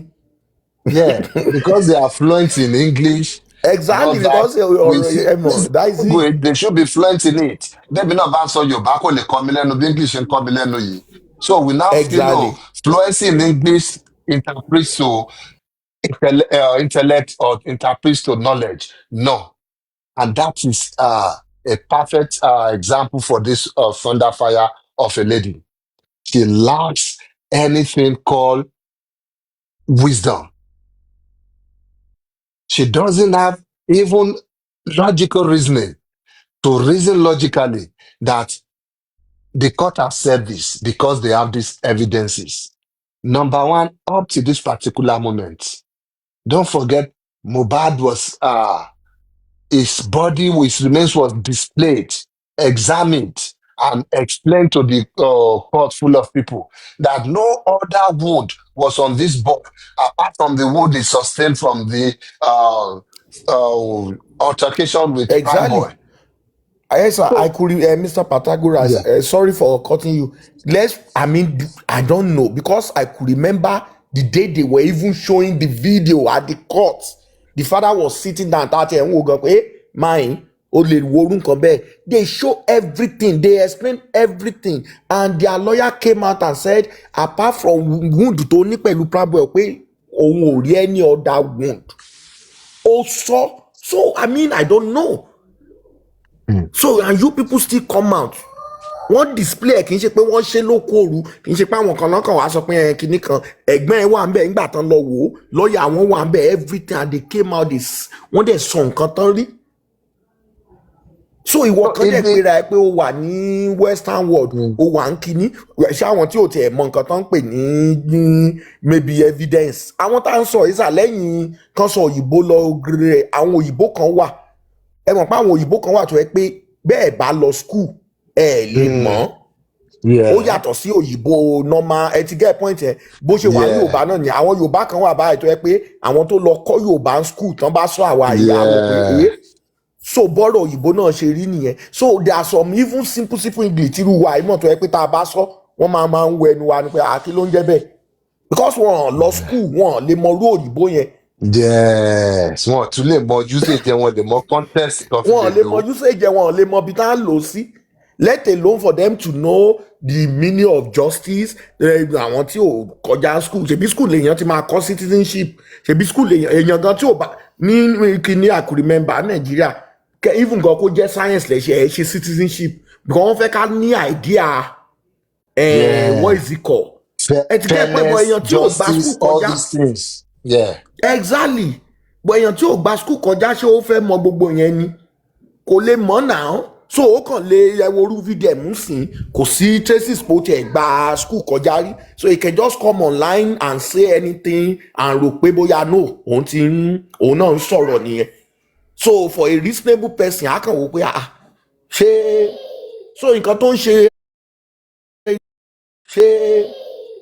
tó ń ṣe irú àwọn people they are more or less animal because me ẹ bá sọ̀rọ̀ bí ilé a máa sọ fún yín pé òun ò just 20 minutes drive á lóun ò débẹ̀ rí tẹ bá sọ̀rọ̀ international passport á wò pé kí ló ń jẹ́ bẹ́ẹ̀ bọ̀ lójú ara nàìjà tán bá ti àwọn kan wà tó tán ti gbọ́ pé ìlú òyìnbó ló ti ń sọ̀rọ̀ àbí ló ti wá wọn bí ipò ti mọ gbogbo nǹkan wọn dẹ̀ mọ̀ pé àwọn gan tán lísìn sí gan tó ń kó wọn wọgbó wọn mọ̀ pé wọ́n bẹ́tà ẹ̀ wọn mọ̀ pé wọ́n mọ̀ jù exactly but tó bá ti ṣáàlù ń sọ òyìnbó àmì kìíní kan from àmì kìíní kan from àmì kìíní kan from òun náà lọ tì mọ́lé so those are the nǹkan tó fẹ́ gbọ́ nìyẹn. wọ́n ní in America if it was in America wọ́n ní jẹ́ kán wọnú ilé yẹn wọ́n á yí kíní gbogbo ibẹ̀ wọ́n á ṣe kíní kan àwọn èèyàn ní yes ara America nìyẹn those are the kind of so àwọn náà inú wọn dẹ̀ ń dùn tán bá ti ní ovation yẹn pé yes people are so àwọn náà wò pé ọ̀fin nínú wọn wọ́n mọ̀ pé àwọn gan ò mọ nǹkan tán sọ o wọ́n mọ̀ pé wọ́n wà reasonable enough wọn mọ nǹkan kan nípa justice or whatever they know but pé wọ́n kàn wá show shenanigans wọn inú wọn náà máa dùn sínú pé so òun mọ̀ ní àwọn kan òun tó ń rò pé local because wọ́n ríra àwọn fúnra wọn mọ̀ pé wọ́n local wọ́n mọ̀ pé wọ́n expose social media ló ṣe jẹ́ kán mọ̀ nípa nǹkan tó ń ṣẹlẹ̀ ní other continent other country they will have just àwọn forefather wọn live life wọn ní local area yẹn títí tán fi kú ni wọn mọ̀ nǹkan tó ń ṣẹlẹ̀ ní the other city or other state even in other part of their city. Because báwọn náà dẹ̀ ṣe bẹ̀rẹ̀ life wọn nìyẹn. ẹ jẹ́ ká bá wọn break it down. Okay, in what way? Because what they have been waiting for tí wọ́n fẹ́ sọ síta tí mi tó gbọ́n nu wọ́n fẹ́ sọ síta ní pé Wùmí ló pa Mohbad. In what way ni Wùmí ṣe máa pa Mohbad àbí ló fi lè pa? Ẹ ti examine ògo bọ́dì ẹ̀ kò sí physical wound lára ẹ̀. Ajẹ́nbẹ́ kò ń ṣe pípa tó pa kò lo anything kò lo any object kò leave traces kankan physically lára ẹ̀. So ajẹ́ pé bóyá ṣe lọ inject ẹ̀ pẹ̀lú nǹkankan àbò swallow nǹkankan àbí wọ́n fẹ́ nǹkankan sínú afẹ́fẹ́ àbí kẹ́dẹ̀ sọ pé ṣe ló pa spiritually pé bóyá ṣe ló lọ bá bàbá kan nísàlẹ̀ nìkan tó fi pè pa àbí tó ta lọ́fà àbí tó ṣe kíní kan. Let's be stupid together for like a minute now. So tell me tó bá ń pè ṣe ló inject ẹ̀ ní kankan. Number one, nọ́ọ̀sì ti wá. Nọ́ọ̀sì sọ pé nígbà tóun fi máa débẹ̀ ó wà òkè o. Nígbà tóun dá abẹ́rẹ́ bò ni state ẹ̀ change ló become worse than bóun ṣe bá tó fi eventually lead ìsìnkú ẹ̀. Okay, ìyẹn túmọ̀ sí pé a ti cross off fún pé kò ń ṣe òun ló inject ẹ̀ nǹkan, and let's even still continue with that stupid narrative kó inject ẹ̀ ní kankan. The only way we could have found out what she did ni kàn ṣe toxicology láti wo nǹkan tó wà nínú system ẹ̀. Why tá a ṣe ní nǹkan tó wà nínú system ẹ̀? What prevented that? Because a stupid father, a greedy father, a father who has been paid off, a father who doesn't value the life, the legacy of his child, was so eager to just get it away with. Like, you know what? It's a bad dream. Let me just wake up from it. Pé jẹ́ ká bury ọmọ ẹ̀ pápápá, ká bury ẹ̀ sínú shallow grave. That father did that one. So that prevented us from knowing ká tí a sọ pé bóyá ṣe ni ọgùn ní abẹ́rẹ́ pàtó fi poison sínú ẹ̀. Yóò ṣe reaction tó kọ́ ẹ̀ pé direct poison yẹn ló pa. Bàbá yẹn ò lè jẹ́ ká mọ̀ díẹ̀. Tó bá jóúnjẹ náà lọ́sẹ̀ fún bó jẹ́ nǹkan lọ gbé mu fún. Because boy bury ẹ̀yẹn náà. Both autopsy, both toxicology ti jẹ́ ká mọ̀ pé we cannot know. And this is the reason we are unable to know. Meaning if you take it to 10 or even 100 toxicology centers, the same thing ló might turn out to be. They won't be able to see anything again in the bloodstream or in the veins or anywhere, leaving us with spiritual attack. Tó bá jẹ́ pé ṣe ló pè pa níbì kan ni àbó lù ní nǹkan ni tí tó lù ní something spiritual. Nígbà tí bàbá burúkú ìdébẹ̀ tó lóun fẹ́ gbọ́mọ ẹ lọ sí, kí ló sọ fún? Wọ́n ní ẹ lọ róòkù yìí, ẹ ti ẹsẹ̀ lè bọ̀. àṣebí ìyàwó nǹkan ló sọ. Yes. kódẹ̀ tó sọ fún bàbá yẹn ó ti mọ orí èèyàn tí bàbá yẹn jẹ́ pé bó bá mọ̀ pé no ṣọ́ọ̀ṣì nìkan ni bàbá ń lọ kò ní sọ pé òun kọ́ ló máa sọ̀rọ̀ yẹn fún ọ̀tọ̀ lèèyàn tá a bọ̀ ó mọ̀ pé ó mọ̀ pé kíní ni. So ìyẹn túmọ̀ sí pé bàbá could have taken that opportunity láti lọ ṣe anything sí spiritually láti lè rí lè mọ̀ pé ṣọ́ lu ọmọ òun ní nǹkan pa ni àbí kankan bẹ́ẹ̀ yẹn kò ṣe. In fact, for those of you that still believe in gbogbo àwọn nǹkan bẹ́ẹ̀ yẹn, just the same way some of you will say only 100 years time wọ́n lè mọ̀ nǹkan ikú téèyàn kú tí ò ń ṣe pé blood force trauma àbí nǹkankan wà lára ẹ̀ nǹkan wà nínú system ẹ̀tẹ̀ ní 20 years later 100 years later tí ò ń pọ́ preserve organs ẹ̀ ní àwọn òyìnbó máa ń ní ọ́ lè mọ̀ nǹkan tó pààyàn because you guys are just stupid and you just follow the same thing. Ẹni ọmọ àrí skeleton tó bá rí máàkì lára ẹ̀ wọ́n lè wo èjì wọ́n lè wo nǹkan tó kọ́ sí máàkì wọ́n lè wo oògùn yẹn nìyẹn. So 20 years time tí wọ́n preserve body ẹ sọ fún mi pé wọ́n máa mọ̀ nǹkan tó pa á. But that's another discussion for another day. Bàbá yóò ṣe autopsy yìí, spiritual autopsy láti mọ̀ nǹkan tó pa ọmọ ẹ̀. So ìyẹn túmọ̀ sí pé you can still do it lẹ́yìn tẹ̀yìn wá justice. Ẹ lè kówó lọ kẹ wálé aláwo tó bá gbóná àbó oníṣègùn tó bá gbóná dáadáa kẹ lọ kówó fún un.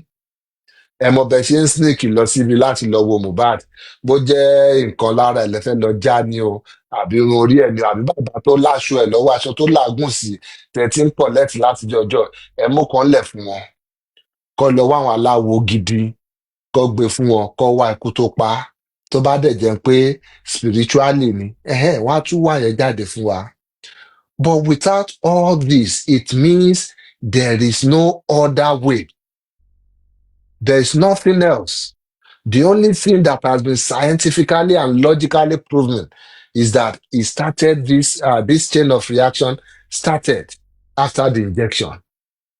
And because the nurse was not licensed, yes, it might look like, because if he was licensed, if she was a proper nurse, she would, number one, she would have had the antidote with her. Kò ṣe nǹkan tó ṣe máa kún fẹ́ rush lọ́ra. Ó máa ní nínú kit bag ẹ̀ á tètè fún lẹ́sẹ̀kẹsẹ̀ àlè sí bí ọ̀rọ̀ tá à ń sọ yìí. Because of pé kò wà license yẹn kò go through gbogbo training tó yẹ kó go through ó gba short cut wọ́n lọ fáwọn course abẹ́lé ẹ mú 50,000 wá ká kọ́ yín bọ́ ṣe ń di nurse gbogbo nǹkan tó lọ fún nìyẹn tó fi gba license tàwọn níbi tó ti ń gbà so wọn sọ fún pé tó bá mú eléyìí dání o potent something dání o gbọ́dọ̀ mú nǹkan tó máa jẹ́ kó lose the potency ẹ̀ náà dání together wọn kọ́ nìyẹn nínú medicine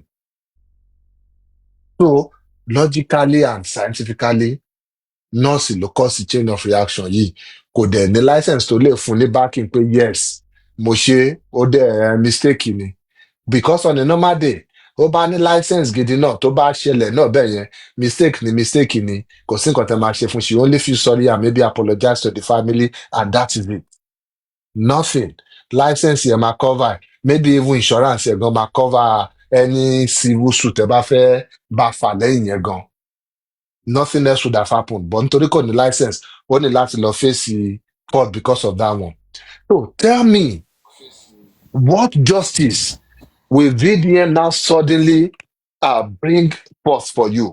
Where will VDM suddenly tell you what killed Mohbad? Where? Because that's why I'm saying we should be talking about is who bullied Mohbad. Because killing of Mohbad, we've come to a logical conclusion on that. There is no other evidence anywhere in the whole world today anywhere, like I said, in the whole world today, that can make any other person guilty. Anywhere in the world, no matter how powerful that person is. In fact, bring a camera video recording today of where Wunmi or anybody tó ti lu Mohbad pa tó ti bá jáde tó dojú kú. It cannot work under the legal system, under the law. Nothing can happen again because there's been an evidence that kò sí àpapọ̀ lára ẹ̀. tó tẹ́ bá tiẹ̀ wá rí fídíò bí tó ti gbé sókè tó gbé lọ sọ́run tó jù mọ́lẹ̀ láti bẹ̀ tí gbogbo ara ẹ̀ fọ́ tó wá tutù lẹ́yọ kọ̀ọ̀kan it will still not pass. It will not scale through because evidence ti show wá pé wọ́n examine gbogbo body ẹ̀. There was no single mark apart from the one he sustained. No injury on him. None whatsoever. Kò ń ṣe lórí ẹ̀, kò ń ṣe lẹ́sẹ̀, kò ń ṣe lọ́rùn ẹ̀, kò ń ṣe níkùn ẹ̀, kò ń ṣe lábíà ẹ̀. Nowhere. Meaning you cannot introduce anything physical again. Tẹ́ bá sọ pé ṣe ni wọ́n tì nǹkan bọ́ lára, wọ́n gun lára, fídíò kan jáde lẹ́ni tó rí ibi tó ti gún Mohbad lábẹ́rẹ́ látẹ̀yìn àbí láti iwájú àbí láti anywhere. Because you cannot prove what tó gun mọ́ yẹn. Whatever the content of nǹkan tó gun mọ́ yẹn, you cannot prove what it could have just been ordinary water. That I'm saying if you suddenly bring up a video showing that wọ́n gun ní kankan anywhere, it could have been water in that syringe or anything tó bá pass lára if there's a video of that. So meaning you still cannot get anybody to take the fall based on that. All that said, it means nothing else in this world. Nothing else in this world. In fact, even if Mohbad resurrects today, and Mohbad is telling everybody, lágbájá báyìí ló gún mi ní nǹkan, àbí lágbájá báyìí ló gbé mi látòkè tó là mí mọ́lẹ̀. Even his own testimony lórí kéèsì ikú tó bó ṣe kú yìí, his own testimony cannot still impeach the scientific evidence tani. The other testimonies tani, the other evidences tó wà nílẹ̀, even his own what would be the victim's testimony cannot even impeach our other testimonies here, meaning there is nothing else anybody can do. So what killed Mohbad? It will all be rumors, conspiracies, careless statements, and just personal attacks. That is all what all these things would amount to. Nothing else. Meaning the next point of call will be getting justice for him through those that bullied him while he was alive. And that is what I thought somebody, in quote, a Westerner like Thunderfire would understand. But then, like they say, common sense is not common even in the Western world. That's why you would, so for those of you that went to our live this morning, that's why you saw her raging like a rabid dog, because she doesn't understand the concept of justice, the concept of fairness, the concept of presumption of innocence. Innocence. They have something at the back of their mind. They have a theory they're working with already. They have a result that anything, any explanation you give that doesn't lead to that result for them, they can't take it. It can be the truth. That can be justice for them. It can be justice for them. The only justice for them is that tell us so and so person killed Mohbad. The people they have in their mind already, or the set of people they have in their mind. Suddenly, if you come up with a theory today and say, it is among me, and Adora knew about it, Among me was able to bribe all of them from Mohbad's money, or somehow threaten all of them with some other, maybe video or wrongdoings or things they've done in the past too, and tell them, you know what, uh, we all have to commit to oath of secrecy or something. That is the kind of story they want to hear. That is the kind of story that makes thunder fire sleep at night. That is the kind of story that makes them look like, yes, everything is suddenly working.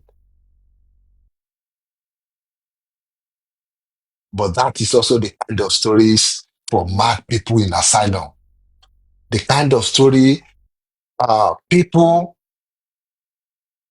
with mental illness, the kind of story they share in homes. So tell us, how will it be?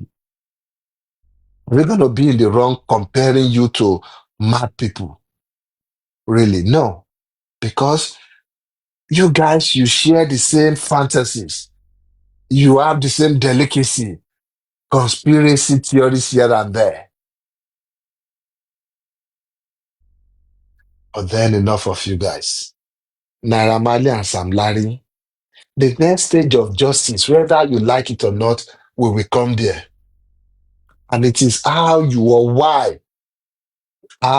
why you bullied Mohbad this much, that we could have this much evidence lying around everywhere. In fact, anywhere you turn to, online, offline, you see traces of your bully. You will see the trail of havoc you wreaked on that boy's life, on his career, on his personal life.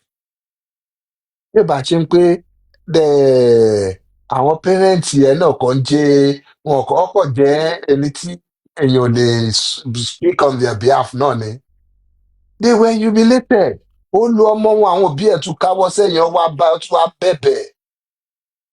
Wọn ò tún lè sọ̀rọ̀ jókòó bí ọba àdún. Báwo ní Naira Marley láti ẹ̀gbá pé jòsí ò lọ́pọlọ, nǹkan tó máa jòjò gbọ́n, ó lose sense, ó lose dignity ẹ̀, ó lose pride as a father. Lọ dúró níwájú Naira Marley bẹ́ẹ̀ yẹn, káwọ́ sẹ́yìn lẹ́yìn ìgbà tó treat ọmọ ẹ̀ badly tán, just because kọ́mọ ẹ̀ ṣáà lè máa mú oúnjẹ wálé. Tẹ́ bá ti rí a father or any man tí ò bá ti ní àwọn pride kan, yes, there are some pride téèyàn ò gbọ́dọ̀ ní as man, or some you have to put in check. But generally, as in fact, not just a man, human being, you need to have some pride. But no, I will not do this, especially when you are in the right. And káwọ́ sẹ́yìn lọ́tọ̀ ẹni tó nà ọmọ ẹ̀ tán nítorí nǹkan tó máa jẹ. No, máa ya jẹ́ kébi yẹn pa mí kú, tó bá jẹ́ bí yẹn ló máa pa mí kú ni o, mo ò ní gbà. Ó humiliate àwọn parent ẹ̀, ó humiliate ọmọ, ó humiliate àwọn parent ẹ̀, ó humiliate gbogbo àwọn tó wà ní sáàkù ẹ̀. And still, even in his death, you are still humiliating his family. You're still humiliating him directly and indirectly. So the bully case is still an ongoing case. Ocean bully in death. You're still calling him a liar by proxy. You're still paying your proxy, you're paying your dog, VDM, to continue spreading rumors, trying to twist narratives of what happened.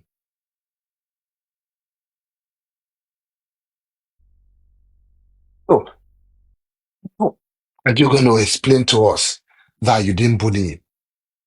He was beaten up in your house. So, tell me.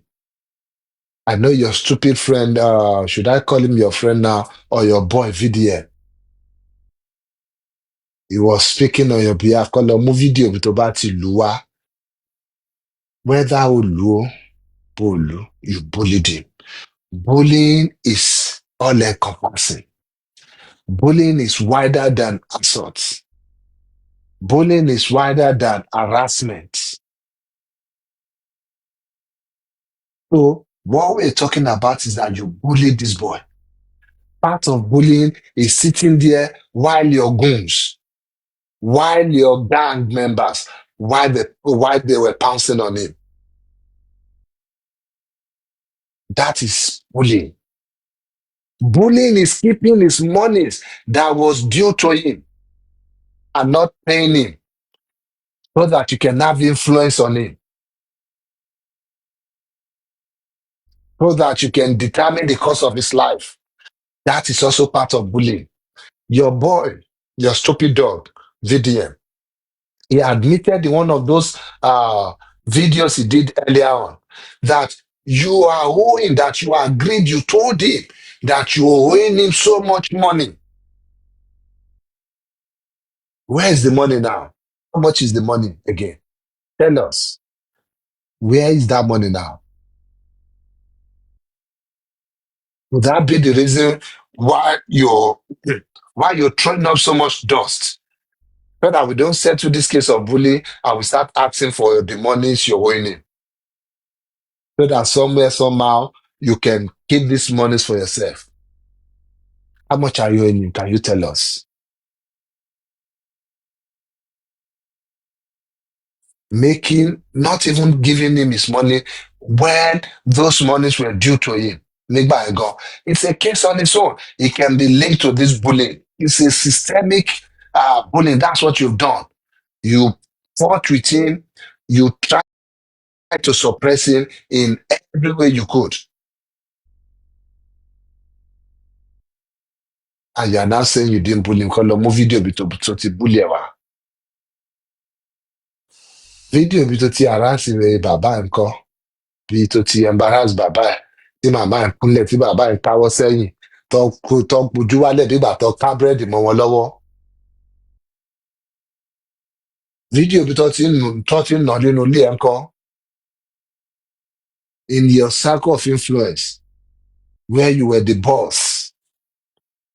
Tó ń lù tó ń ṣe oríṣiríṣi. Fídíò associate ẹ̀, very close associate of yours that you have never denied pé kò ń ṣe associate ẹ̀. That ẹ̀ ti jọ rí yín papọ̀ dáadáa even after that, before that. Tó ti lọ attack ẹ̀ ní ibi tó ti ń ṣe shoot nǹkan.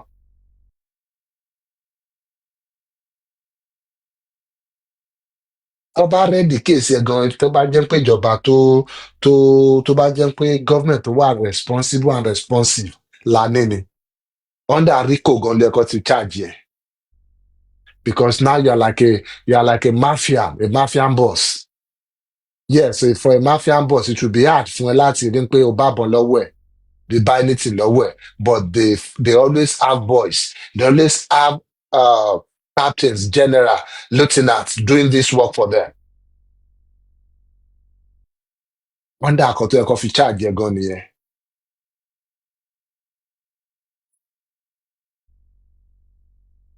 Instead of you guys to face the case to wà wájú yín, you thought, oh, if you keep up throwing dirt here and there, looking for which one will stick, Kọ́ mú eléyìí dání lénìí, kọ́ mú tọ̀hún dání lọ́la. Let people just continue analyzing what is not and forgetting the real issue. The real issue is you're bullying. Why the government is putting up this lackadaisical approach. Because you guys should have been charged by now. The police told us that they have everything they need to take you guys to court for this bullying case, for cyber stalking, for assault, and other sundry offenses. They told us they have the testimonies they need, they have the evidence they need, they have the witnesses they need. That is what they told us in the press conference. So what has changed? Have you somehow found a way of buying them out too? Because we can't put that past you. You're spending this money, and I can tell you, you're not sparing any expense at all. You're not sparing any naira or dollar. You're throwing everything you have at this. Because the other day, tó sọ pé wo nínú idiot tí wọ́n ló ń sọ ní pé Ìyábọ̀ Òjó was crying in the police station. What could tell me? Kí ló fẹ́ lè cry fún? What could have been the case before àtọ́fẹ́ máa cry lé lórí? Let's say kó tiẹ̀ pè ẹ́ ní pé wíṣìdí kó pè ẹ́ lápáyàn gan. Kó pè ẹ́ lápáyàn tó bá, if it's just one statement or two statements, apáyàn ni bọ̀bọ́ yẹn. What will happen is that they will investigate. They will, yes, you can write a petition on it. They will call the person. Also, come bye. All they need is just to clear it up. I said it in a moment of anger. I didn't mean it. More than any evidence, lot of support here. Koma binu. Yes, they might say, yeah, go and do an apology or something. And that is it. Go, because there could see any malicious intent nínú. There's no malicious intent. There are some things that you do, yes, they might appear to be the wrong thing, but if it's at the spur of the moment, you get off with it. Especially if they can simply, because for most crimes, you need the intention. There has to be an intention with it. It's an element of that crime. If the intentions are not there, then the crime cannot stick. It is the law. But somebody going about in the marketplace, writing on the placard, not doing it one day, not doing it 2 days, offline and online, printing banners, doing all these things, then, and it's not like, oh, mohbad just died today. After 2 years, after many months, you know that there's a malicious intention behind that. That is why that stupid one, sodium, that's why that one cannot go free. Because you might be thinking, tí Ìyábọ̀ bá lè, tó bá yẹ pé Ìyábọ̀ sọ̀rọ̀ nǹkan bẹ́ẹ̀ yẹn, why will Ìyábọ̀ go free and that will not go free? That is the different intention. Whatever Ìyábọ̀ Òjó said there, tó bá jẹ́ pé ó sọ, would be at the spur of the moment, would be moment of anger. But then, kí ló sọ? Ẹ lè pa àwọn ọmọ wa, kẹrò bóyá ẹ máa lọ lọ́fẹ̀ẹ́. Ó sọ pé Naira Marley ò lè pa àwọn ọmọ wa. And ẹ lè pa ọmọ wa bóyá máa lọ lọ́fẹ̀ẹ́. It's not a statement of affirmation. He has not said Naira Marley ò pa àwọn ọmọ wa, Naira Marley ò pa Mohbad. No. So there is no direct correlation to you nínú statement yẹn. So, but for you to now involve the police, because my sọ pé you are sparing no naira, no dollar on this issue nìyẹn, because it's pure criminal intimidation. Láti wá lọ pọlọ́pàá, láti wá dá sí i. Right away ló yẹ kó ọlọ́pàá jẹ́ kó mọ̀ pé kò ń ṣe kéèsì fáwọn, kó lọ pe lọ́ọ̀yà kẹ́ lọ yanjú ẹ̀. Mo ń gbọ́ mo wo story kan nínú àwọn story to come up ní TikTok mi. Ó ní ọmọ alábìkẹ́ àbíkíní kan tó ní Lizzy lọ ti òun mọ́lé. That is the kind of thing you're trying to do. Tó ní pé Ìyábọ̀ kò jẹ́ ẹni tó ní influence ni. Tó bá jẹ́ ẹni tí ò ní influence, that is what you would have done. Nǹkan tẹ máa ń ṣe nìyẹn, ẹ fẹ́ oppress àwọn èèyàn. Ẹ gbé ẹjọ́, ẹ sáré lọ fún àwọn ọlọ́pàá kan lówó, kọ́ lọ invite àwọn kan. That is what the stupid things tí Yomi àti late Aries tó ń ṣe kiri lẹ̀. Another ti pọ́n mọ́ ọdún ní zone 2 yẹn náà. Àwọn ibi tó ń lò fún gbogbo àwọn fracas gbogbo kíní wọn kéèsì yẹn nìyẹn. Wọ́n bá ti lọ fún wọn ní kinní kan, wọ́n ti gbé lẹ́tà jáde, wọ́n ti sign ẹ̀ fún wọn. Ọ̀tìgbà tó bá dé ọ̀dọ̀ ọ̀gá tó mọṣẹ́ níṣẹ́ ń bẹ̀ lẹ́yìn máa jẹ́ kí wọ́n mọ̀ pé no, this is not police case, ẹ lọ yanjú ẹ̀ fúnra yín. Tẹ́ bá dẹ̀ fẹ́ ka mediate láàrin náà wò mediate. Tẹ́ bá dẹ̀ rí solution, you guys should go to court. Because kí ni police fẹ́ ṣe ń pé nínú pé ó ní ẹ̀ lè wá pa àwọn ọmọ wa, wọ́n á lọ charge ẹ̀ fún kí ni o? Charge ẹ̀ fún criminal defamation? No. Kò sí intention láti defame ẹ̀ ń bẹ̀. The intention is not to make you feel bad. Whatever she was saying it because she was angry. She was saying it because she wanted justice for this boy. She was saying it because she was so involved in the case. And she feels somehow, somewhere, you are involved too. She truthfully believes whatever she's saying is the truth, based with whatever was before her there. So there is no criminal defamation there. There was no intention to defame you, and if the intention is not there, the crime disappears.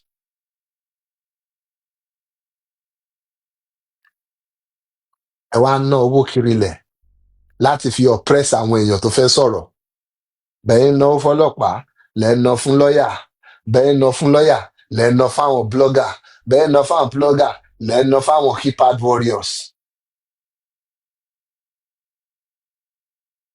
Mo ṣáà ó pé kò ń ṣe mohbad tó ń jẹ́ lòun náà, because you máa san everything to the last dime. A máa formation ẹ lọ́wọ́ bí àṣà wèrè kan tó náà mo fẹ́ gba justice formation yàn lọ́wọ́ lórí ẹ̀. Justice jẹ́ bí ẹ̀bà tó ń ráyàn lọ́wọ́.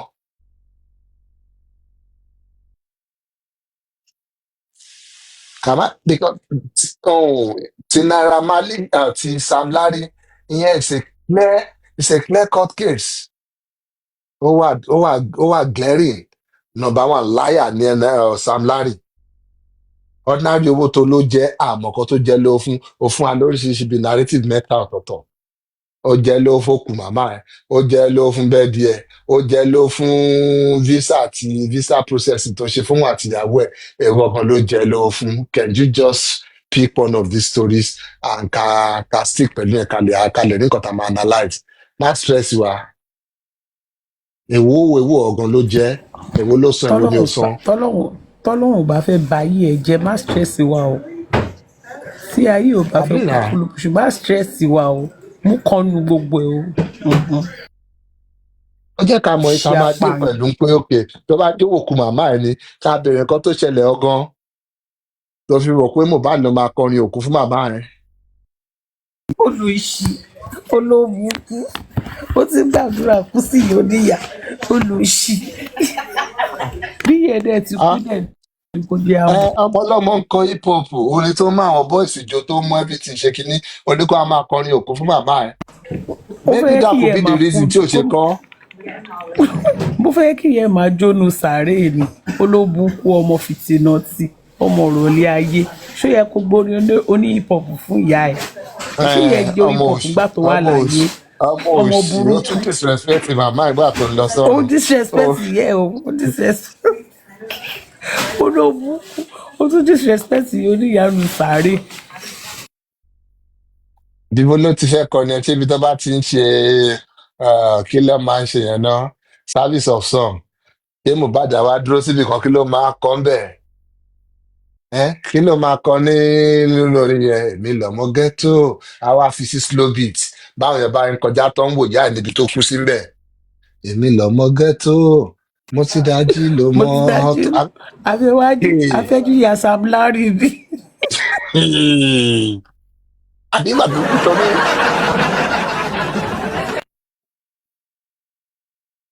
Ẹbí mo sì ń wò ó pé báwo ló ṣe fẹ́ work together pé kó wá kọrin níbi òkú ìyá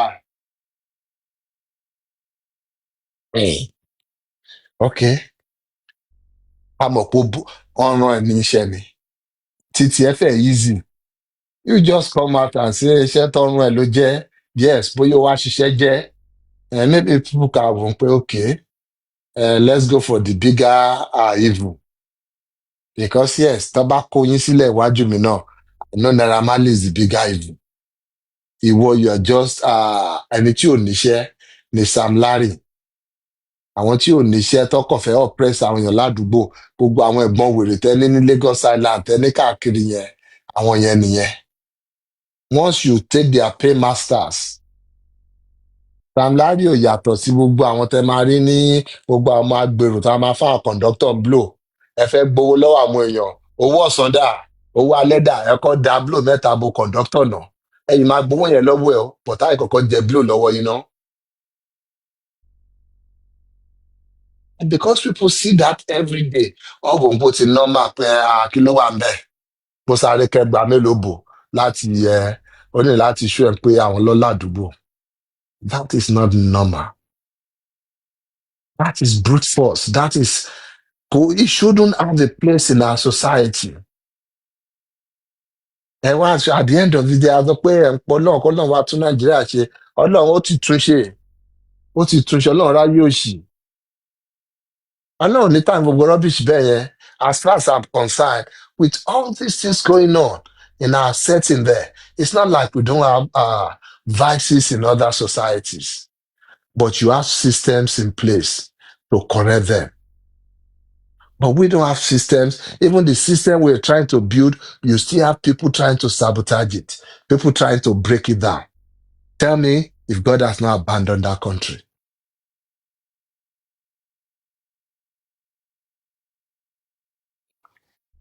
And now you have to answer for it. That's my own. Sam Larry, Naira Marley, and even the Nigerian police and DPP. What is going on?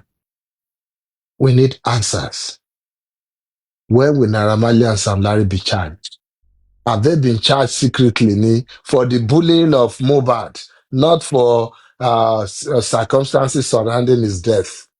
That's not my own business. Anybody with the sense of a 5-year-old boy would know that there's nothing there again. What we're talking about is bullying. So where will they be charged? Or have you done another investigation and you've discovered that, oh no, they did nothing wrong by the law? So tell us.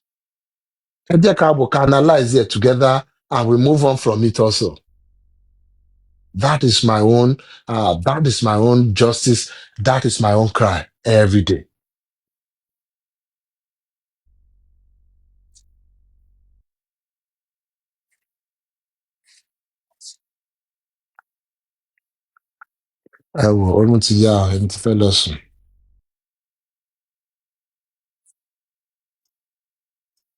I'm done for the day.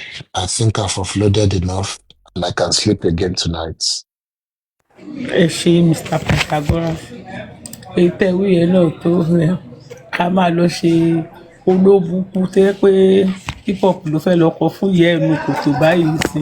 Ṣé Zino ló máa gbẹ̀yìn kọrin yẹn báyìí sí ni nígbà tí mo bá dòde sí láyé mọ́? Ṣé Zino ló máa kọ ni àbí? Náírà fúnra bóyá nínú wọn ti revive career ìpadà. Lórí ẹ̀. Òun fúnra ló máa lọ tún orin yẹn kọ. Ó ti lọ. Ìjọba ìta lórí yẹn ti lọ. Kò lè rí mọ́. Ó ti lọ. Báàdì sí mú gbogbo ẹ̀ lọ sọ́run. Àfi tó bá jẹ̀ máa lọ bá Jósì. Torí Jósì ló lòun rí gbà. Òun rí tòun gbà. Bóyá kó lọ bá Jósì bí Jósì ti rí tiẹ̀ gbà. Ká sùn dáadáa kọ́lọ̀ jí wa rẹ̀. Ẹ ṣé gan ni Mr. Peter. Kenny, nice night.